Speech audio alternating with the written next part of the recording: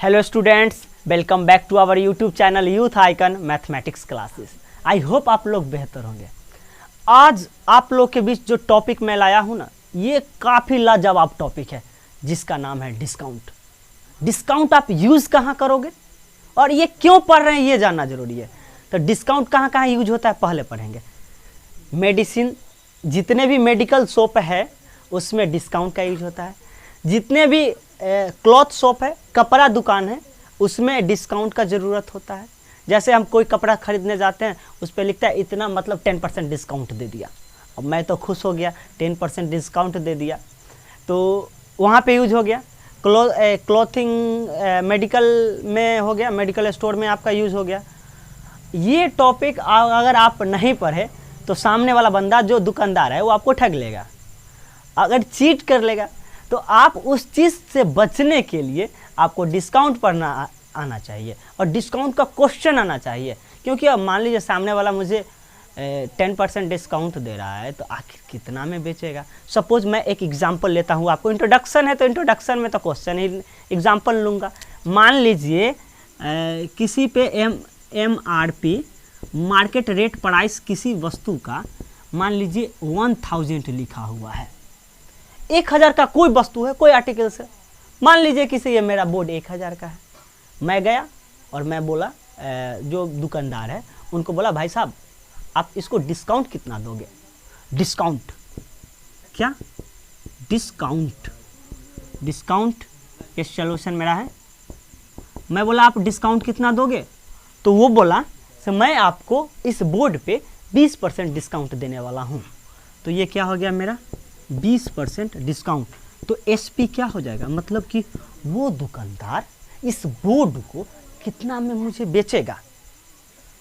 Question आपको समझ में आया? नहीं तो फिर से एक बार रिपीट करते हैं।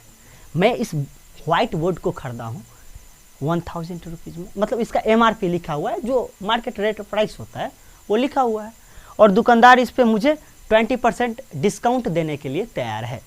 तो एक्चुअल में अगर 20% डिस्काउंट दे दिया 1000 रुपया में, तो बताओ ये SP, मतलब उसको मुझे कितना में वो सेल कर रहा है। वो जो सेल कर रहा है तो मैं उसका क्या हो गया, कस्टमर, लेने वाला। तो मैं उसको कितना में लूँगा। जब भी इस टाइप का क्वेश्चन आएगा तो देखो, एक्चुअली आप इस कंसेप्ट को कभी नहीं भूलना। मैं एक फार्मूला आपको दिया हूँ, जो आपको क्या बोला हूँ, ब्रह्मास्त्र भी है और रामबाण भी है। फार्मूला फिर से याद करें, SP इक्वल टू 100। यहाँ पे डिस्काउंट जब भी होगा ना तो आपको वो घटाना ही पड़ेगा डिस्काउंट में, तो minus discount % of MRP market rate price. अब देखो इस क्वेश्चन को कैसे हम डील करते हैं। 100 में मैं बोला आप कितना डिस्काउंट दे रहे हो, वो बोला 20% मैं डिस्काउंट दे रहा हूँ। तो चलो 100 में 20% डिस्काउंट कर दो ऑफ MRP, तो कितना परसेंट, 20% डिस्काउंट दे दिया, तो वो मुझे लेगा कितना। तो 100 में से 20 माइनस किए तो वो मुझे कितना परसेंट लेगा, 80%। परसेंट हटाएंगे तो 100 से डिवाइड। MRP कितना है 1000 रुपया। 1 2 2 0 से 2 0 कैंसिल, तो ये कितना हो गया 80 मल्टीपल 10। तो एक्चुअल में SP जो होगा वो 80 मल्टीपल 10 800 रुपीज़ होगा।